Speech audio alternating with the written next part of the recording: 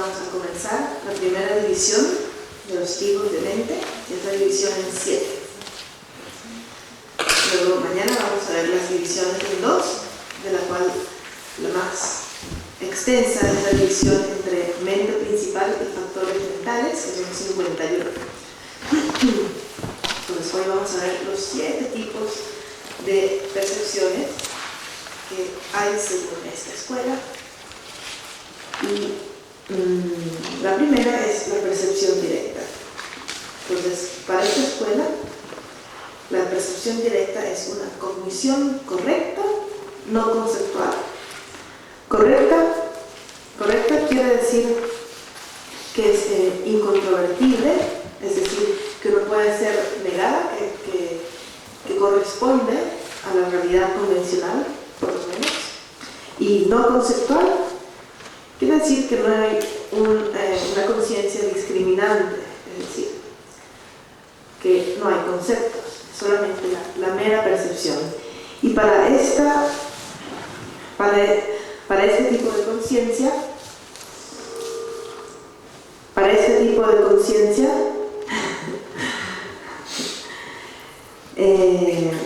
esta escuela dice que la percepción directa es el primer instante de percepción, que el segundo instante ya no es una percepción directa. Entonces vamos a ver cuáles son las divisiones de esta percepción directa, que puede ser sensorial o mental. La sensorial va a ser el primer instante de una percepción a través de una conciencia sensorial, y la mental va a ser una percepción de la conciencia mental o de las conciencias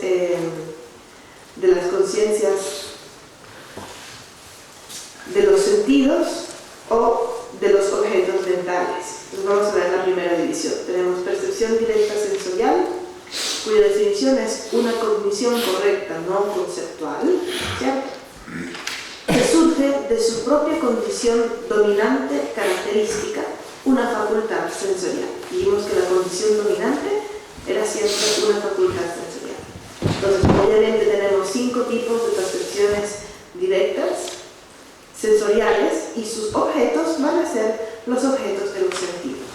Tenemos la percepción visual directa, la percepción auditiva directa, la percepción olfativa directa, gustativa directa y percepción táctil directa. Luego, el segundo tipo de percepción directa es la percepción directa mental, que es una condición correcta, no conceptual, que surge de su propia condición dominante característica, la facultad mental.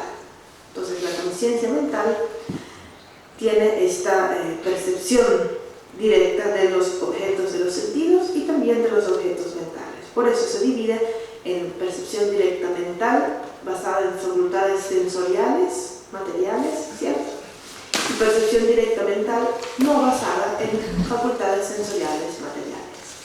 La primera es cuando la conciencia mental percibe a través de las conciencias de los sentidos los 5 objetos. Por eso tenemos percepción directa mental de objetos visuales, percepción directa mental de sonido, percepción directa mental de olor, percepción directa mental de sabor, percepción directa mental de objetos táctiles. Por eso hay una nota que dice: es importante recordar que la percepción mental de dichos objetos es en realidad una percepción de estos a través de las conciencias sensoriales que conectan la conciencia mental con los objetos externos. Es decir, la conciencia mental no está percibiendo por su propio poder los objetos externos, sino que los está percibiendo a través de las conciencias sensoriales, como vimos en el primer esquema. El segundo tipo de percepción directa mental es aquella en la cual la conciencia mental percibe objetos mentales. Cognición correcta, no conceptual, que surge de su propia condición dominante característica, la facultad mental, y de su objeto observado, una conciencia. Llamada también percepción directa mental de conciencia, ¿cierto? Es lo que había dicho Maxwell antes, que estaba comentando sobre la telepatía, sobre la clarividencia. Todo eso sería una percepción directa mental de conciencia, o por lo menos el primer instante cuando la percepción es no conceptual.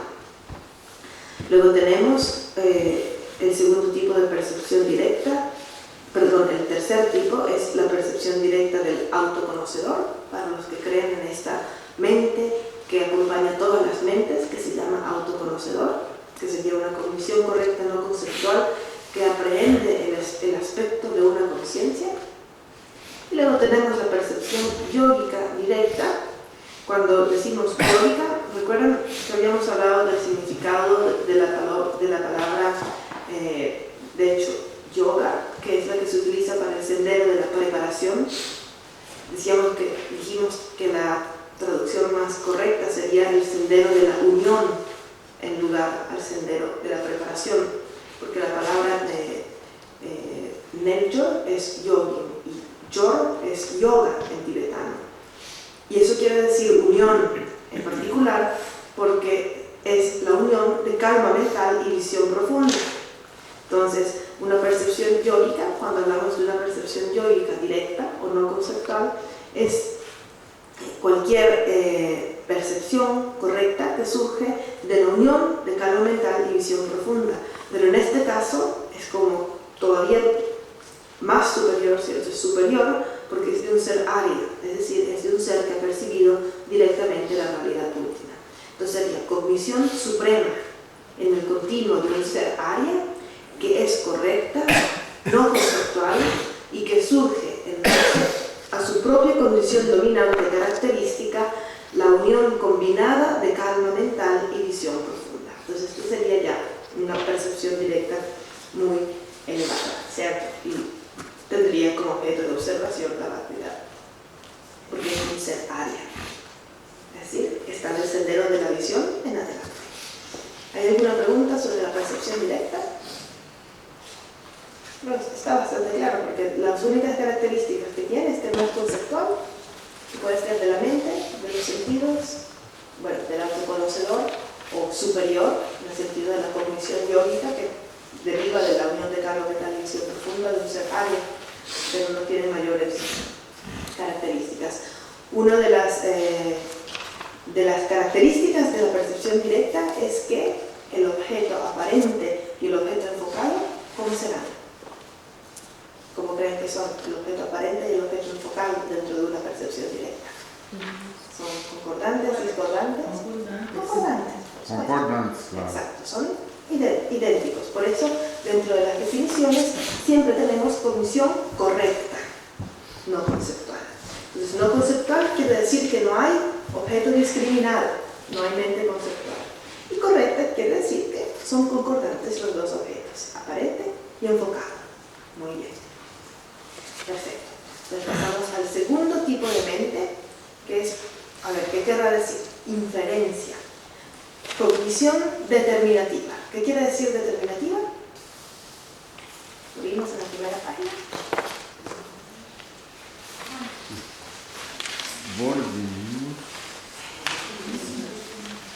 Determinativa.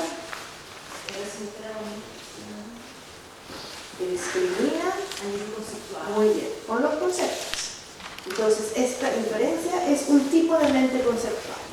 Hay muchos tipos de mente conceptual y una de las más comunes es la inferencia. Y estamos todo el tiempo, de hecho, tenemos muchísimas inferencias a lo largo del día. Vamos a leer la definición. Cognición determinativa, es decir, conceptual, que es incontrovertible con respecto a su propio objeto identificado. Entonces, está identificado también determinado, es el objeto determinado. Este tipo de mente percibe un concepto que es válido, es correcto, está percibiéndolo correctamente. Y este objeto es un objeto oculto y se basa en un signo correcto. ¿Qué quiere decir que se basa en un signo correcto? Que la inferencia no está percibiendo directamente el objeto, sino lo está percibiendo indirectamente, a través de una razón, a través de un signo, ¿cierto? A través de algo que nos hace darnos cuenta de otra cosa. Y ahora vamos a ver distintos ejemplos de inferencia. Eso podría ser también cuando alguien nos cuenta algo. Cuando alguien nos cuenta algo, nosotros a través de la razón que nos está proponiendo esa persona, percibimos el objeto, pero no lo estamos percibiendo directamente. Entonces, ¿por qué se pone como objeto de la inferencia un objeto oculto? Porque la inferencia solo funciona con objetos que no podemos percibir directamente. Si los podemos percibir directamente, no necesitamos inferir, ¿cierto? No necesitamos razonar para comprenderlos. Entonces hay distintos tipos de objetos. Tenemos los objetos evidentes, los objetos ocultos y los objetos muy ocultos. Entonces, los objetos ligeramente ocultos son aquellos que podemos comprender a través de lo que sería el poder del hecho. Un signo que podemos ver, analizar, y eso nos lleva a entender. Luego vamos a ver ejemplos, no se preocupen. Un fenómeno ligeramente oculto. Ahora, un fenómeno muy oculto serían conceptos como el karma, la reencarnación, incluso este tipo de fenómenos que no podemos percibir directamente y que para entenderlos debemos basarnos únicamente en el razonamiento o en seguir las escrituras, porque son muy difíciles de percibir directamente. Solamente se pueden percibir con una conciencia superior. Y luego tenemos otro tipo de fenómenos que son las convenciones terminológicas. Es asignarle un nombre a una imagen. Entonces vamos a ver, según estos distintos tipos de objetos, se pasa a la división de la inferencia. Tenemos 3 tipos de inferencia. La primera se llama inferencia por suposición. Sí, un micrófono por aquí.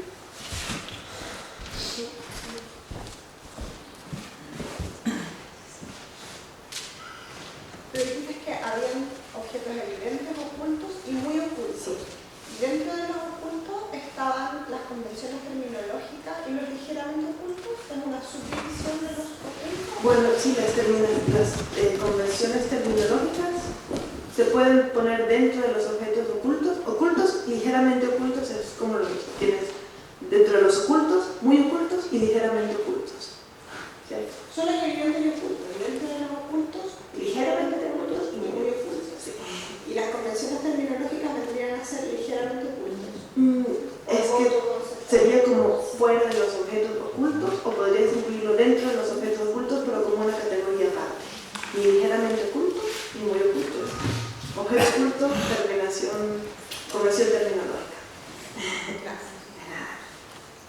Entonces, el primero, inferencia por suposición. Vamos a leer la definición. Es una cognición determinativa que es incontrovertible con respecto a su propio objeto identificado, un objeto muy oculto, basándose en una correcta suposición. Entonces, un objeto muy oculto, en este caso, en el caso del ejemplo, sería la ley del karma, la ley de causa y efecto. Entonces, una inferencia por suposición sería aceptar la ley de causa y efecto por la explicación dada en las escrituras. En este caso se propone como objeto muy oculto el karma porque no lo podemos percibir directamente. Y por suposición es porque si leemos la explicación que hay en las escrituras y nos parece satisfactoria, a pesar de que no podamos percibirlo directamente, así como la existencia de vidas pasadas no lo podemos percibir directamente, pero podríamos comprender las razones por las cuales se afirma y suponer que es correcta. Por eso se llama inferencia por suposición. Sí. Ou seja, se supõe que ser verdadeiro a partir das escrituras, não? Da lei del karma, é isso? Sí, para nosotros, porque no podemos percibirlo directamente. Pero hay también muchas otras cosas que podrían ser inferencias por suposición. ¿Cierto? Luego, inferencia por popularidad sería esta convención terminológica. Cognición determinativa, que es incontrovertible con respecto a su propio objeto identificado. Una convención terminológica, basándose en un signo correcto de popularidad. Esto quiere decir, si todo el mundo llama sillas a las sillas, yo las llamo sillas y todo el mundo me entiende cuando yo le digo sillas. Así de sencillo. Entonces, el ejemplo que proponen es aceptar el término luna como apto para, al ser expresado, identificar dicho astro por el hecho de que un determinado grupo de personas se refieren a este como tal. Es decir, le llaman luna. Todo el mundo le llama luna a la luna, y todos decimos luna, y nuestra mente conceptual asocia esta convención terminológica con la imagen de luna, y entonces pensamos luna. Entonces ya ese proceso es una inferencia. Imagínense, ya apenas pensamos en términos de palabra, ¿cierto? De nombre y de forma, ya es una inferencia. Cuando alguien nos dice, pásame la mantequilla, ya es una inferencia de la convención terminológica, ¿verdad? Increíble, entonces estamos teniendo inferencias a cada instante. Un diccionario es un diccionario de inferencia. De convenciones terminológicas, por supuesto. ¿Por qué? Porque si nos hablaran en un idioma que no entendemos, entonces no habría inferencia, no habría inferencia de convención terminológica porque no conocemos la convención. Entonces, eso sería inferencia por popularidad, que no hay ninguna razón válida para llamar la luna luna, más que porque varias personas la llaman luna. No hay ninguna razón, no hay ningún argumento lógico, pues, porque debamos llamar la luna luna. Entonces, es popular, la gente le dice luna, todos la llamamos luna. La tercera es inferencia por el poder del hecho, y esta se refiere a los fenómenos ligeramente ocultos. Son fenómenos de los que no nos damos cuenta normalmente, pero que podemos percibir a través del poder del hecho. ¿Qué quiere decir el poder del hecho? Vamos a ver la definición. Cognición determinativa que es incontrovertible con respecto a su propio objeto identificado, que es un objeto ligeramente oculto, basándose en un signo que es correcto por el poder del hecho mismo. Por ejemplo, comprender que el sonido es impermanente porque es un fenómeno compuesto. Entonces, este es el tipo de inferencias a la que tenemos más acceso. Cuando estamos leyendo, cuando estamos estudiando y estamos aprendiendo, casi siempre las cosas que comprendemos son por el poder del hecho. Si te digo, en la taza es impermanente porque está compuesta, eso es lógico. Entonces, yo sabía que la taza estaba compuesta. Y comprendo que si algo es compuesto es impermanente. Pero se me había escapado que la taza era impermanente, ¿cierto? Entonces, como comprendo el hecho, como comprendo lo que caracteriza ese fenómeno en particular, entonces puedo asociarlo con la razón que me estás proponiendo y entiendo lo que me quieres decir, ¿cierto? Eso sería una inferencia por el poder del hecho. El poder del hecho es como una característica irrefutable que tiene el objeto que me ayuda a darme cuenta de algo sobre lo cual no había pensado, ¿cierto? Por ejemplo, no sé, podríamos decir, bueno, si lo compuesto impermanente es el ejemplo que siempre utilizan, pero podríamos decir la silla es interdependiente porque tiene partes, ¿verdad? Yo sé que la silla tiene partes, sé que si tiene partes es interdependiente, pero se me había escapado que la silla era interdependiente. Y por el poder del hecho de que la silla tiene partes, puedo inferir que es interdependiente. ¿Se entiende? ¿Sí? Entonces, generalmente cuando estudiamos y razonamos y utilizamos la lógica, este es el tipo de inferencia que estamos utilizando más. Y se llama el objeto ligeramente oculto porque solo necesitábamos de una razón válida para poder entenderlo. Había como una parte de nuestra mente que no estaba conectando las dos cosas. Pero en el momento que nos explican, entendemos. ¿Verdad? Como por ejemplo, esta mañana hablamos sobre los objetos. Sabemos que tenemos una interpretación del objeto y que hay un objeto por el otro lado. Pero en el momento en que le decimos, ese objeto era el objeto aparente, y lo que tú estás percibiendo es el objeto enfocado. Listo, ¿se entiende? Que ya teníamos una idea, pero se nos estaba escapando que esa era la manera en la que sucedía el proceso de percepción. Por eso era ligeramente oculto. No es muy oculto porque no es necesario suponer sin entender completamente. Podemos llegar a entenderlo. Como seres ordinarios podemos entender las inferencias por el poder del hecho. Mientras que para entender la ley de causa y efecto, por ejemplo, entonces tenemos que ser seres superiores. Si no, sería. Mientras que no seamos seres superiores, todos los fenómenos muy ocultos los podremos entender solamente por su posición. ¿Se entendió la inferencia? ¿Hay preguntas sobre la inferencia? Muy bien. Entonces pasamos al siguiente tipo de mente que se llama cognición subsiguiente. La cognición subsiguiente es muy sencilla, es simplemente el segundo instante de cualquier percepción válida.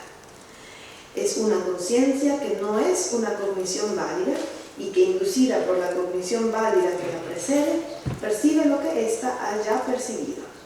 Esto es porque para la escuela sutrántica la cognición correcta es, una cognición válida es el primer instante de percepción. el primer instante no conceptual o el primer instante de una inferencia es una cognición válida. Pero el segundo instante se convierte en una cognición subsiguiente. Es decir, el segundo instante de cualquier percepción correcta. Vamos a ver las divisiones para que quede más claro. La primera división es cognición subsiguiente directa, que es la que deriva directamente de una percepción directa. Entonces hay una percepción directa y luego hay una cognición subsiguiente directa. Esta puede ser sensorial, mental, del autoconocedor o yógica, que corresponde a las 4 divisiones de la cognición directa que vimos en la página anterior. Como hay 4 tipos de percepción directa, entonces también hay 4 tipos de percepción subsiguiente directa, el segundo instante. Y luego tenemos la cognición subsiguiente conceptual, que puede derivar de una percepción directa o puede derivar de una inferencia. ¿Cómo puede derivar de una inferencia? Muy sencillo, el segundo instante de una inferencia. Cuando pensamos en lo que inferimos después de que lo entendimos, es una cognición subsiguiente inferencial, ¿cierto? O conceptual que deriva de una inferencia. ¿Cuál podría ser un ejemplo de una cognición subsiguiente conceptual que sigue a una percepción directa? La primera división de la letra B, cognición subsiguiente conceptual. 1. Cognición subsiguiente conceptual que sigue a una percepción directa. ¿Cuál podría ser un ejemplo? Tiene que ver primero una percepción directa, ¿cierto? Cualquiera, o sea, ¿Sí? cualquiera, el libro la vela, yo interpreto vela roja. Exacto. Y eso sigue a tu percepción directa. Pero después de la percepción directa, entonces hubo una mente conceptual. ¿Qué Por sucedió? eso, vino la vela, percepción directa. Vela roja cuadrada, percepción directa. Exacto. Exactamente. Eso sería una cognición subsiguiente conceptual. Porque está siguiendo la percepción directa. Sí. Este ejemplo que yo daré también no puede ser cognición subsiguiente directa sensorial. No, porque no sería directa, sería conceptual. Lo que ella dijo ahorita sería conceptual, porque está conceptualizando. Entonces, esta otra aquí es del segundo instante, pero es directa como el primer instante. Exactamente. ¿Puede dar un ejemplo, por favor? Por ejemplo, cuando nosotros percibimos algo directamente, en primer instante dijimos que no era conceptual y que en el segundo se puede volver conceptual. Pero la mente no conceptual sigue activa. ¿Cierto? Si vemos el esquema, volvemos al esquema de la percepción y vamos a ver que cuando surge la mente conceptual, eso no quiere decir que se elimina la conciencia sensorial. La conciencia sensorial sigue activa, sigue percibiendo el objeto y sigue siendo no conceptual. Entonces, el segundo instante, a pesar de que se haya activado la mente conceptual, hay todavía presente una conciencia sensorial que nunca es conceptual, porque la conciencia sensorial no puede ser conceptual. ¿Eso de instante es medible o es un concepto de instante? En realidad no es medible, pero para ellos, si vamos a las escrituras, decían que se refería a la 16ª parte del chasquear de los dedos. Si divides eso entre 16, uno de esos sería un instante. El segundo de esos, ¿qué sería eso? El segundo, el tercero, cuarto, quinto, sexto, séptimo, del segundo en adelante, todos los instantes que no son el primero. Pero no hay que dividir el instante, es ridículo dividir el instante. Sí. Quizá por eso, porque la percepción directa es como yo veo a vela cuadrada de roja. Y ahí ya es conceptual. Ahí ya es conceptual, sí. Y hay una posibilidad de distinguir cuando ella es directa antes de la conceptual. En teoría, para los seres ordinarios, no. Solo la mente iluminada. No tiene que ser tan iluminada, pero avanzando, ¿no? Como bodhisattvas, y no solamente bodhisattvas, sino personas que tienen buena concentración en la meditación, también se pueden dar cuenta. Entonces, un ejemplo, volviendo a la división de cognición subsiguiente, de una cognición subsiguiente conceptual que sigue a una percepción directa, sería, como dijo ella, a partir de la percepción directa surge una mente conceptual. Pero también puede haber una cognición subsiguiente directa, que es del segundo instante en adelante, después del primer instante de percepción directa sensorial, pero estamos hablando solamente de la conciencia sensorial, porque en ese segundo instante seguro ya se volvió conceptual. Solo que el hecho de que apareció una mente conceptual no elimina el hecho de que siga activa la conciencia sensorial. Si no, no podríamos percibir más nada. Sería como, y luego se pierde el objeto. Sí. Yo creo que un buen ejemplo para la cognición subsiguiente conceptual es cuando nos estamos despertando, que hay un instante en que tú abres los ojos y miras todo y de repente te das cuenta cuando viene la mente y dice carpa, colchón. hay como una milésima de segundo en que tenemos, no sé si es percepción directa, pero por lo menos nos damos cuenta cuando sucede la cognición subsiguiente conceptual. ¿Cachai? Que tú ves y de repente tú carpa, colchón, cajón, o cuando escuchas en cualquier parte, cama. No sabes dónde estás. Exacto. Sí, el despertarse. Pero para el primer instante, es decir, para percibir siempre, ¿entiendes? Para percibir siempre la percepción directa, eso es lo que yo me refería cuando decía que es muy difícil para un ser ordinario. El primer instante es más posible. Cierras y abres los ojos y ahí puede caer un instante que todavía no hay. Por ejemplo, lo cierras, miras a otro lugar así, y ese instante que no sabes qué fue lo que te pareció, como al despertarte, sí te puedes dar cuenta. Pero del segundo en adelante un ser ordinario no puede. Tienes que tener concentración. Sí. En el orgasmo también.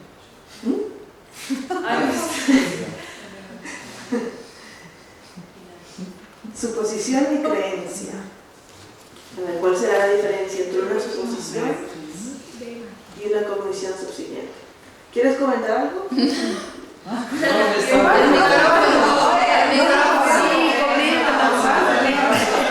Estoy reflexionando de que en el orgasmo también la mente conceptual se detiene por unos microsegundos, a veces un poco más. Como habíamos dicho, en el orgasmo sexual también cuando se estornuda y cuando se entra en la mente de clara luz al dormir, que son los tres momentos en los cuales se manifiesta la mente de clara luz madre. También cuando estornudamos tenemos el mismo momento exactamente igual de manifestación de la mente de clara luz.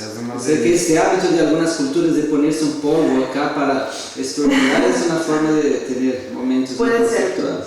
Pero momentos no conceptuales hay todo el tiempo, solo que no te das cuenta.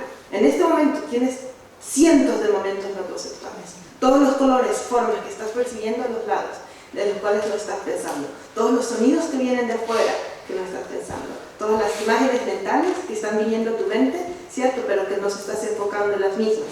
Tu respiración, tu calor, ¿no? Tu temperatura corporal, la sensación de la ropa sobre tu piel. Todo, tienes cientos de sensaciones directas, pero no las puedes enfocar. Y el iluminado está consciente de todo eso.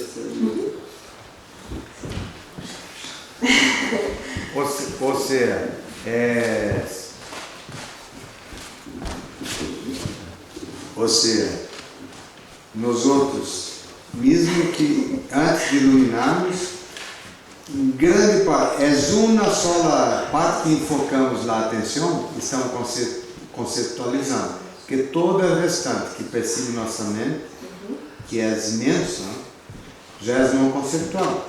Já é de alguma maneira de la mente iluminada del Buda, ¿no? Sí. Podría decirse. Sí, podría decirse. Justamente eso lo vamos a ver también mañana en la división en dos, porque otro nombre para la división conceptual y no conceptual es enfoque colectivo y enfoque selectivo.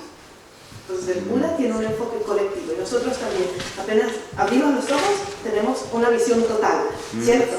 Eso es un enfoque colectivo, porque no es conceptual. Pero apenas nombramos silla, ya se anuló todo lo demás y solo vemos la silla. Entonces eso lo vamos a ver mañana. Es otra manera de llamar la mente conceptual y no conceptual. Y el Buda tiene una mente no conceptual porque tiene solamente un enfoque colectivo. Pero nosotros lo vamos a ver mañana.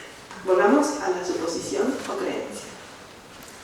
Entonces, la definición es una cognición determinativa correcta que a pesar de que afirma categóricamente la velocidad de su objeto enfocado, no puede acertar su significado definitivo. También tenemos otra definición que es una cognición determinativa correcta, siempre conceptual, determinativa es conceptual, que afirma afirma categóricamente la velocidad de su objeto enfocado sin basarse en la propia experiencia o en un signo correcto, y no puede acertar su significado definitivo. Entonces, ¿cuál es la diferencia entre una inferencia y una suposición? Es que la suposición cree en algo sin entenderlo, ¿cierto? Mientras que la inferencia lo llega a entender, así sea por una razón que es aceptar las escrituras, ¿cierto? O porque parece lógica la explicación de las escrituras, o por el poder del hecho, o por una convención terminológica. Entonces, sí acierta su objeto. Acierta su objeto quiere decir que es irrefutable. Para esa persona que ha tenido una inferencia, va a ser muy difícil que alguien le haga cambiar de opinión, porque tiene una razón válida para comprender, ha comprendido el objeto.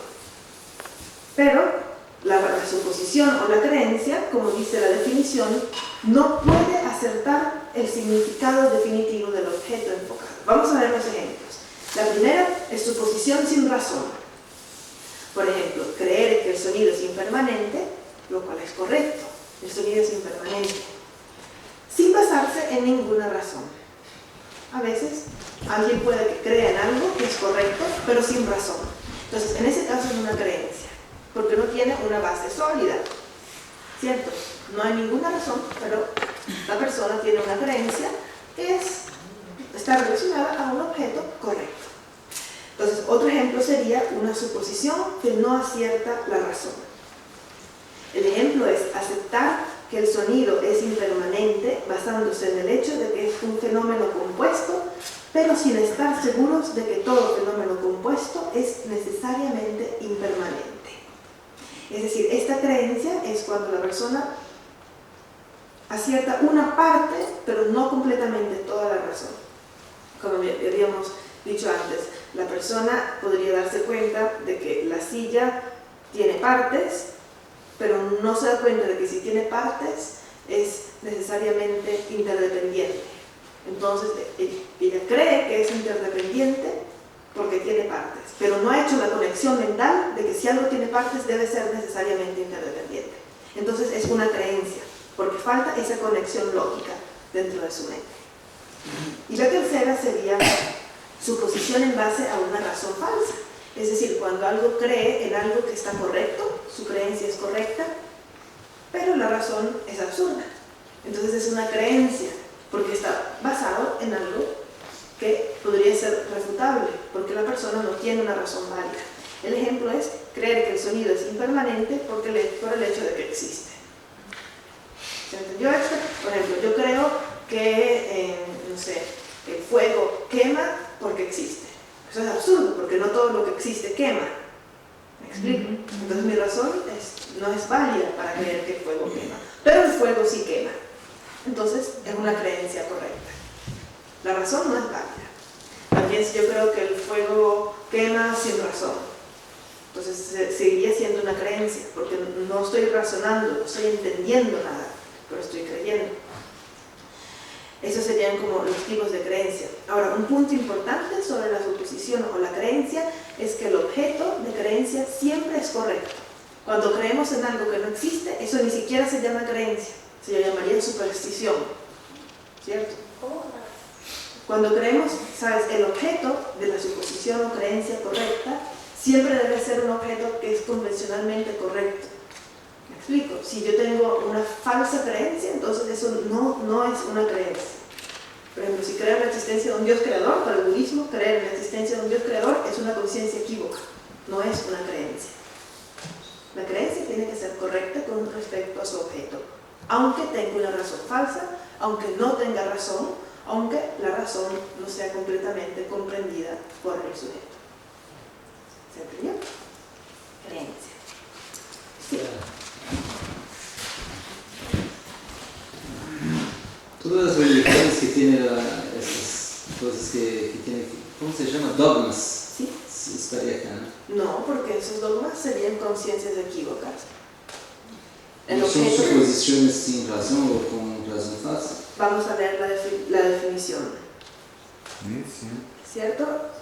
o cognición determinativa que afirma categóricamente la veracidad de su objeto enfocado sin basarse en la propia experiencia de un signo correcto y no puede aceptar su significado definitivo, pero es un objeto correcto.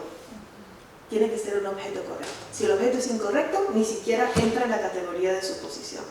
Sería conciencia equívoca o conciencia errónea. Sí. Para el budismo, por supuesto, ellos dirían, no, es una suposición correcta. Y yo diría, no. Y en ese caso, ¿cuál sería la diferencia entre una conciencia equívoca y una superstición, que es lo que acabas de decir? La suposición entraría dentro de la categoría de conciencia equívoca, pero hay otras conciencias dentro de la conciencia. Una de las categorías de conciencia. Sí. Sería conciencia errónea dentro de conciencia equívoca. Pero lo vamos a ver luego en la división de base. ¿Sí?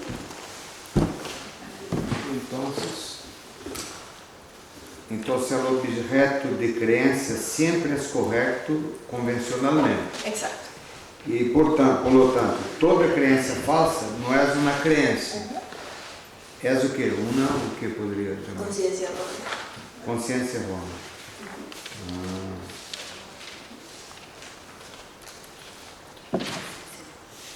E que é a consciência errônea? Seria... Vamos a ver mañana.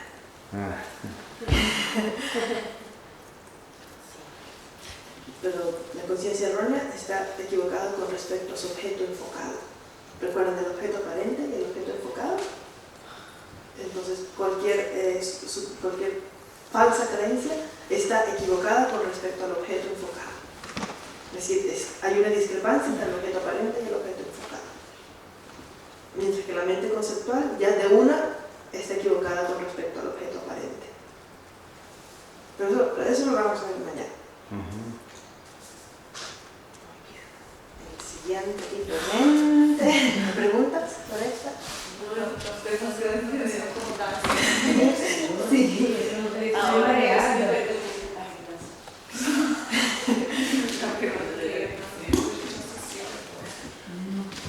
Una pregunta para traerlo a nuestro pequeño mundo de la mente. Si yo tengo una creencia respecto de un objeto cierto, por ejemplo, voy a tratar de encontrar un ejemplo para ver si puedo expresar. Sí, es muy importante. Imagínate que viene Matsuri rojo, gritándome, así con los brazos, así, justo, como eso. Y entonces yo creo que él está enojado. Eso es una creencia, porque el objeto es Matsuri. Es una interpretación, ¿viste que es más sutil? Es una conciencia errónea. Sí, bueno, la creencia es conceptual, porque tal vez tu primer instante, ¿no?, que te asustas, no has utilizado mucho la mente conceptual. A ver, ahí hay muchas cosas.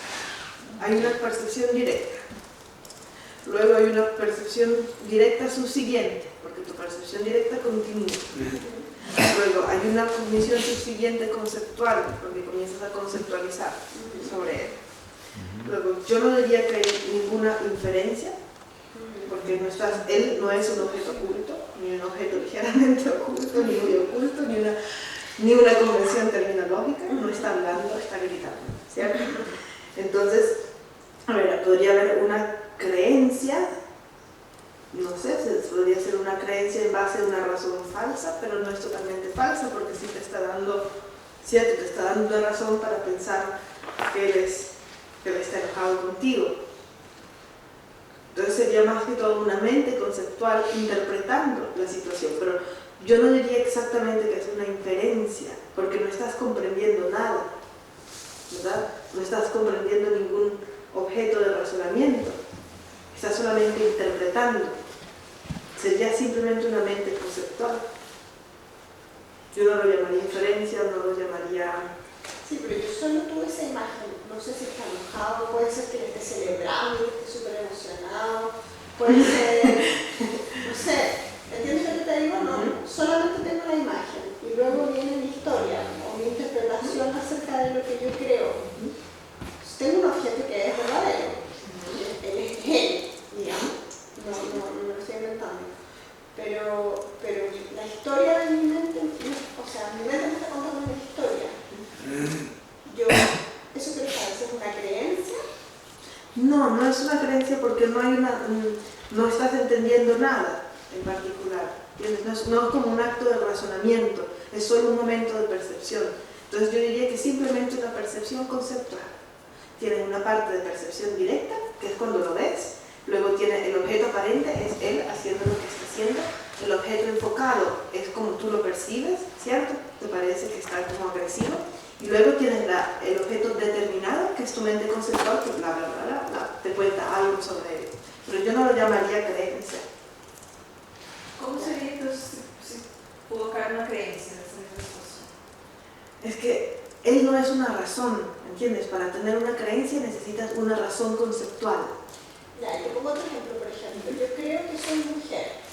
¿Por qué? Porque tengo un cuerpo que se supone que es como el de mujer. O yo creo, por ejemplo, esa es una creencia conceptual, porque hay una razón, hay razones para creer que yo soy una mujer. Solo que en ese caso el hecho de que eres una mujer lo puedes percibir directamente. No necesitas una razón. ¿Me explico? La razón es para explicar algo que no puedes percibir directamente. Por ejemplo, a ver, en este ejemplo que Jarene dio, si me hubiera visto, por ejemplo, discutiendo con una persona, después al final del día me ve llorando, entonces ahí empieza a razonar. Eso es una inferencia. Eso sería una inferencia. Como? Ella por la mañana me vio discutiendo con una persona, y en la noche me ve llorando. Empieza entonces a razonar de que una cosa tiene que ver con la otra. Ahí está infiriendo. Esa es inferencia. La inferência é indução ou dedução? Dedução. Deducción. Dedução. En base a un signo correcto. El signo correcto puede ser el poder del hecho, una convención terminológica o suponer algo porque está explicado de manera lógica aunque no lo entienda. Inferencia. Como inferencia por suposición, que es el de las escrituras del Karma. En este caso sería una inferencia por el poder del hecho, ¿cierto? Ella te vio peleando y ahora te ve triste. Entonces el hecho de que te vio peleando la hace inferir que ahora estás triste por eso. O así sería una inferencia. Pero en la creencia, lo importante para entender la creencia es esta segunda parte, sin basarse en la propia experiencia o en un signo correcto. No hay la propia experiencia. Con el ejemplo que pusiste de tu cuerpo como mujer, ya eso se estaría basado en tu propia experiencia. Entonces ya no podría ser una creencia. Y también sería un signo correcto. Si yo dijese, por ejemplo, veo una montaña y digo, no, yo no puedo subirla. Nunca me he basado en mi experiencia porque no sé, porque no lo he experimentado, nunca he intentado subirla o no. Pero yo creo que no puedo subirla. ¿Cuál sería la razón por la cual sería sin razón o tendrías una razón? Si es sin razón, es una creencia. Porque si nunca has subido una montaña, eso quiere decir que no tienes tu propia experiencia y no te estás basando en un signo correcto. Por ejemplo, tengo la pierna rota. Eso sería un signo correcto. Tengo la pierna rota, por lo tanto no puedo subir la montaña. Entonces, si no hay un signo correcto por el cual no puedes subir la montaña, y si nunca has subido una montaña, por lo tanto no es tu propia experiencia, sí sería una creencia sin razón. Sin razón, ¿cierto? O si dices, no puedo subir la montaña porque es de día. Eso sería una creencia en base a una razón falsa. Pero todo esto es en caso de que tú no puedas subir la montaña. Si en realidad sí puedes subir la montaña, esto no es una creencia, es una falsa creencia. Ya, porque eso no lo sé hasta que la suba. Pero en el momento antes, mi mente dice no puedo subir la montaña. Ok, pero lo que lo determina como creencia es si tu objeto de razonamiento no puedo subir la montaña, si es cierto o no. Pero no sé hasta que la suba, puede que nunca lo intente. Bueno, pero si puedes, es una creencia verdadera. Si no puedes, era una creencia falsa. ¿Me explico? Pues lo más importante de la creencia es que no importa si es sin razón, por una razón falsa, etcétera, etcétera, el objeto determinado debe ser correcto. Es decir, si tú dices, yo no creo que pueda subir esa montaña, no tienes un signo correcto, no tienes tu propia experiencia, pero de verdad, cuando lo intentas no puedes subir la montaña, entonces era una creencia.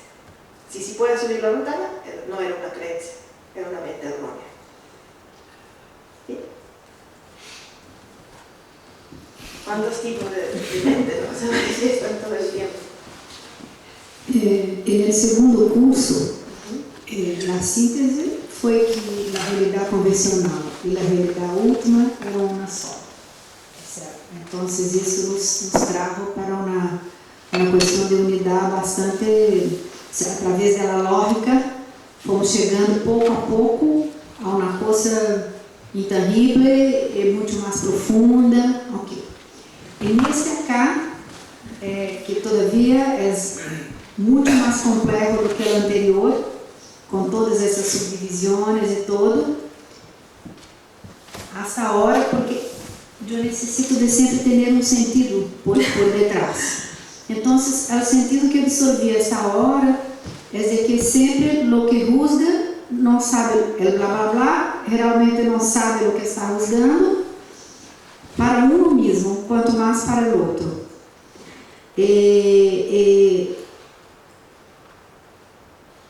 Te pergunto, tu crees que seria isto? Ou se poderia sacar esta conclusão, essa dedução de tantas coisas lógicas que... Conclusión es personal. Como dije al principio del curso, la razón por la cual estamos estudiando las divisiones de la mente es porque necesitamos saber cuál tipo de mente es confiable y cuál no. Cuál parte de la realidad estamos persiguiendo y cuál es nuestra imaginación. Y por supuesto eso nos va a llevar a darnos cuenta de cuál es la realidad última. ¿Entiendes? ¿Con qué tipo de mente podemos tener una percepción de la realidad última? ¿Cuál de estos tipos de mente nos puede acercar al significado de la vacuidad? Por eso que lo estamos estudiando. Podemos percibir la vacuidad por inferencia, funciona o no funciona, nos saca del samsara o no. Si lo percibimos por creencia, elimina la ignorancia o no la elimina.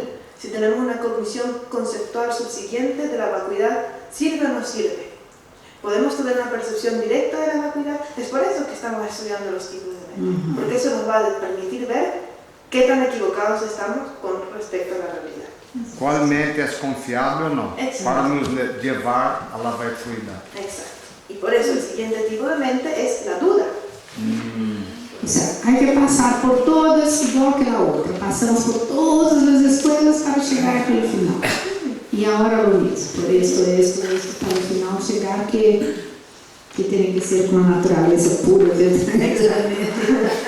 Sí. E em realidade poderia se dizer que todos os seres humanos em general, que têm a razão, passam por esses diferentes estados de mente, em general. Sí, constantemente. Constantemente. Constantemente. Esa es la tarea de hoy. Pero É porque parece muito complicado a nível conceptual, mas é muito simples se formos pensar como pensamos, né? Como estamos todo dia, não? ¿Verdad? Às vezes induzimos a partir de outras coisas, às vezes dudamos, etc. ¿no? Entonces el siguiente tipo de mente es la duda. Tenemos tres tipos de duda. Vamos a leer la definición de duda. Es una cognición que por su propio poder vacila entre dos posiciones. Entonces la duda también es muy importante para tratar de entender el significado correcto de la vacuidad, porque podríamos tener una duda que tiende hacia el sentido correcto, que es el primer tipo de duda, una duda que tiende hacia el sentido incorrecto, o podríamos tener una duda ambivalente, en la cual las dos opciones, la correcta y la incorrecta, tienen el mismo peso. Entonces eso es muy sencillo. Y los ejemplos que se ponen, por ejemplo, con respecto al primer tipo de duda que tiende hacia el sentido correcto, es cuando pienso, el sonido, vamos a decir los fenómenos compuestos. Los fenómenos compuestos son permanentes o son impermanentes. Entonces, el primer tipo de duda sería, yo creo que tal vez son impermanentes, ¿cierto? Porque todavía está dudando, todavía piensa que tal vez son permanentes, pero tiendo hacia la posibilidad de que tal vez son impermanentes. Entonces, esa sería una duda que tiende hacia el sentido correcto. Hay dos opciones, pero tiendo más hacia el correcto. Luego tenemos la duda que tiende hacia el sentido incorrecto. ¿El sonido es permanente o es impermanente? Yo creo que es permanente. Entonces, mi mente se está yendo más hacia el sentido equivocado. Aunque tengo todavía en mi mente la otra opción, porque la duda por definición es ambivalente. Tienes dos opciones, siempre, dos o más opciones en la mente. Y el tercero, la duda ambivalente, es cuando ambas opciones tienen igual peso. No puedo decidir si es permanente o si es impermanente. Y se alterna todo el tiempo en mente. Es permanente, es impermanente, es permanente, es impermanente. Esto sería una duda ambivalente. vista no es necesariamente algo negativo, de hecho podría ser muy positivo porque cualquier comprensión correcta, ¿cierto?, de un fenómeno oculto está precedida por una duda que tiende hacia el sentido correcto. Si no tenemos una duda que tiende hacia el sentido correcto, no podemos llegar a tener ese sentido correcto. Por eso es muy bueno tener dudas y es muy bueno hacer preguntas y es bueno estar confundido, porque eso puede ser la base para aprender hacia el sentido correcto. ¿Cierto? Muy bien. El sexto es muy bonito. La percepción no acertada. ¿Qué es lo que estábamos hablando antes, Matsuri? ¿Cierto? Todas las percepciones directas que tenemos constantemente. Entonces, para esta división, todas las percepciones no acertadas son no conceptuales. Es obvio, ¿cierto? Porque para tener un concepto, primero tienes que enfocar el objeto. Entonces, como esta no enfoca el objeto, no puede ser conceptual.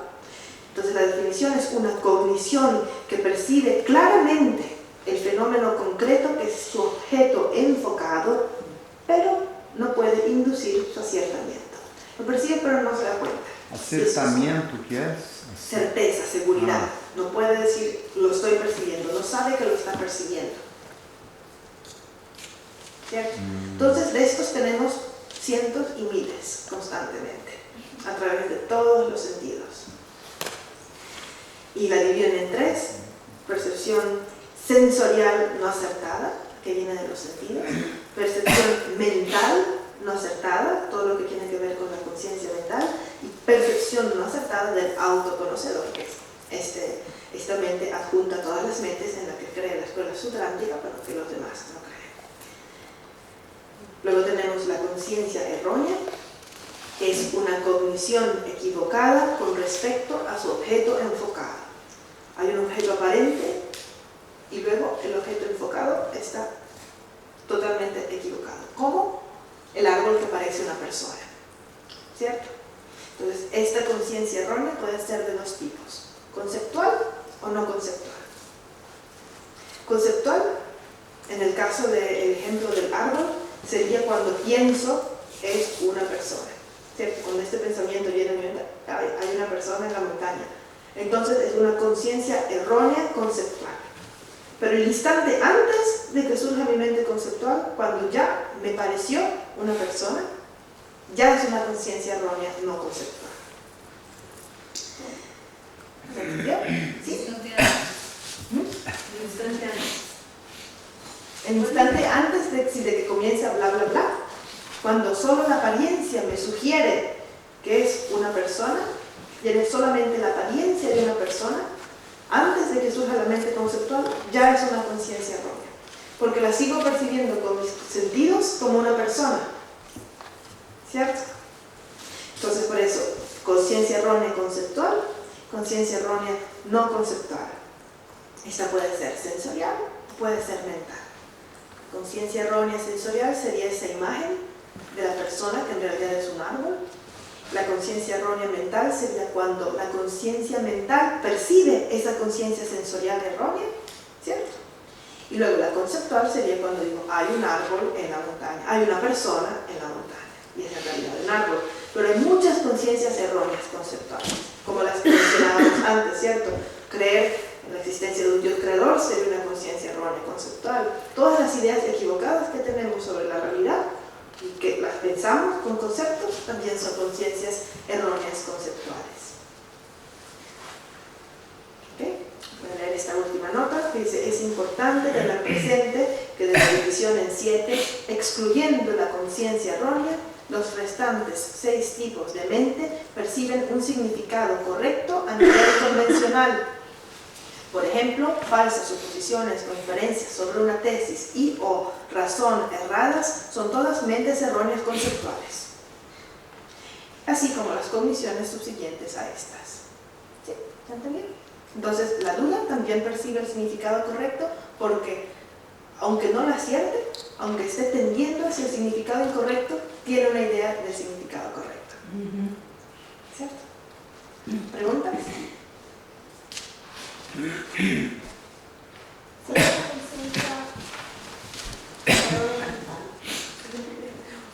No conceptual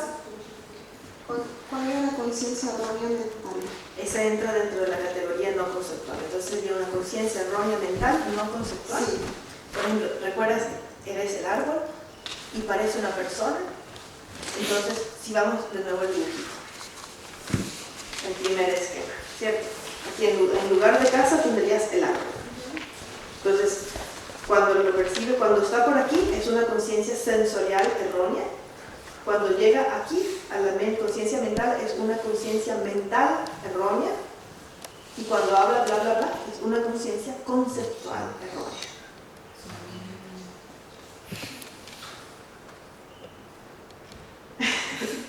¿Sí? Por eso, entonces, cuando es no conceptual. Antes de bla bla bla. Ah, ok.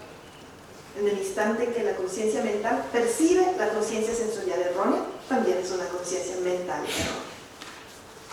Sí. Ok. ¿Más preguntas? Sí.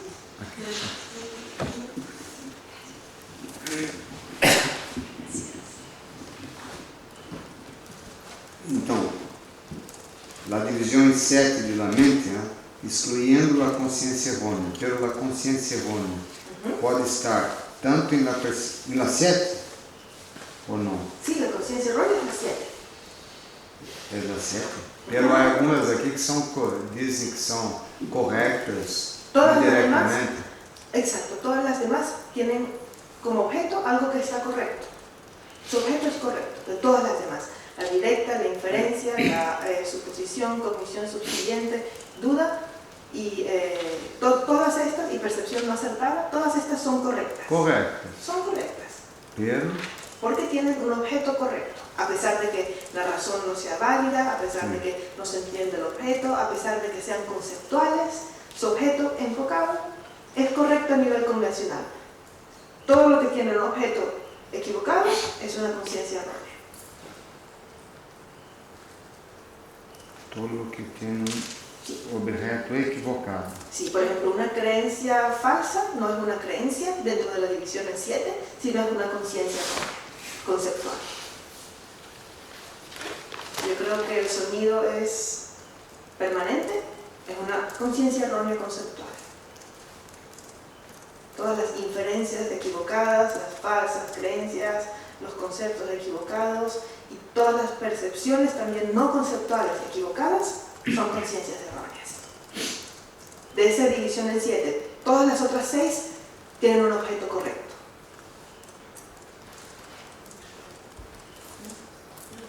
¿Sí? ¿Más preguntas? Por exemplo, quando de repente eu transformo um amigo em inimigo por algo que passou, eu já começo a criar um monte de história que essa pessoa é minha inimiga. Isso seria uma Conciencia consciência errónea. errônea, Claro. né? Distorcionada. Claro, total. Bien burda además, ¿no? Porque ni siquiera está basada como en un signo correcto, sino en tu propia imaginación. Usted desse o exemplo de la percepção do árbol como se fosse uma persona, e isso seria uma consciência errônea ou uma percepção não acertada? No, una conciencia errónea, porque la percepción acertada es correcta. Es correcta. Es todo lo que estás percibiendo sin darte cuenta, pero que es correcto porque no lo estás interpretando. Todo eso es correcto. De hecho, la percepción no acertada es un tipo de cognición directa, de percepción directa. La primera categoría, ¿recuerdan? Entonces la percepción no acertada, todas las percepciones acertadas son percepciones directas. La primera categoría de la división en 7. Solo que la percepción directa sí acierta su objeto y la no acertada no se da cuenta de que la está percibiendo. ¿Alguna otra pregunta sobre esta división en 7? ¿No? Muy bien. Pues pasamos a la explicación del experimento de hoy. El experimento de hoy va a ser, bueno, primero tratar de leer un poquito las 7 divisiones para que queden claras y luego tratar de observar nuestra mente. Vamos a observar nuestra mente todo el día y vamos a tratar de darnos cuenta cuándo surge una inferencia, cuándo surge una creencia, cuándo hay una percepción errada. Bueno, las percepciones no acertadas están constantemente, así que esa No, tendríamos que marcar millones de percepciones no acertadas durante el día. Entonces vamos a ver cuántas veces nos damos cuenta de que está ocurriendo una de las 7, de las lecciones 7 durante nuestro día. Y si es posible, por lo menos tener un ejemplo de cada una. ¿Sí? Entonces vamos a marcar cuántas veces tuvimos inferencia, cuántas veces tuvimos creencia, cuántas veces tuvimos... Bueno, percepciones directas también es muy difícil marcarlas porque las tenemos constantemente. Entonces podemos obviar la percepción directa, podemos obviar la percepción no acertada porque ocurren constantemente. Pero la duda, la creencia, la inferencia, las conciencias erróneas, todas esas podemos tratar de marcarlas cada vez que ocurren y pensar en un ejemplo de cada una para mañana. Entonces, a mí como inferencia me ocurrieron 10, de las cuales tengo este ejemplo. ¿Sí? ¿Se entiende? Bonito. Emocionante. Lo máximo. Muy bien, ¿hay preguntas sobre el experimento? Muy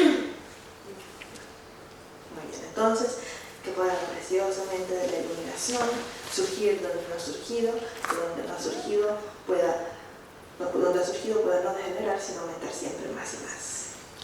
Gracias, buenas tardes. Gracias. Gracias.